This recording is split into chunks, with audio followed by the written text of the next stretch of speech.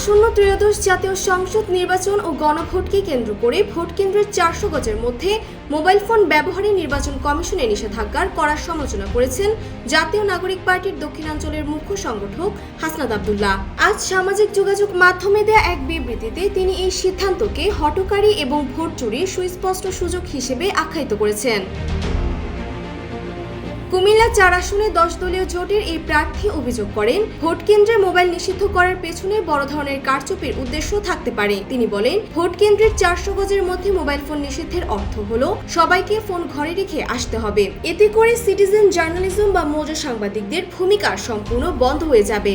কেন্দ্র দখল বা ভোট চুরির মতো কোনো অপ্রীতিকর ঘটনা ঘটলে ভোটাররা তাৎক্ষণিক ভিডিও রেকর্ড করতে পারবেন না বা কাউকে জানাতেও পারবেন না।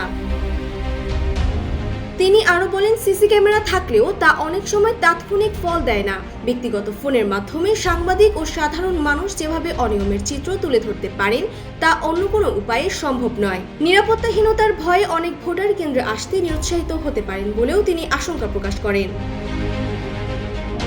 এদিকে আজ রাজধানীর মোহাম্মদপুরে 11 দলের নির্বাচনী জনসভায় নাহিদ ইসলাম বলেন, ইসি কোন জায়গা থেকে এই বিধিবিধান বের করছে তা আমি জানি না। কার পরিকল্পনার আদলে নির্বাচন কমিশন কাজ করছে এটা জনগণের সামনে স্পষ্ট হচ্ছে।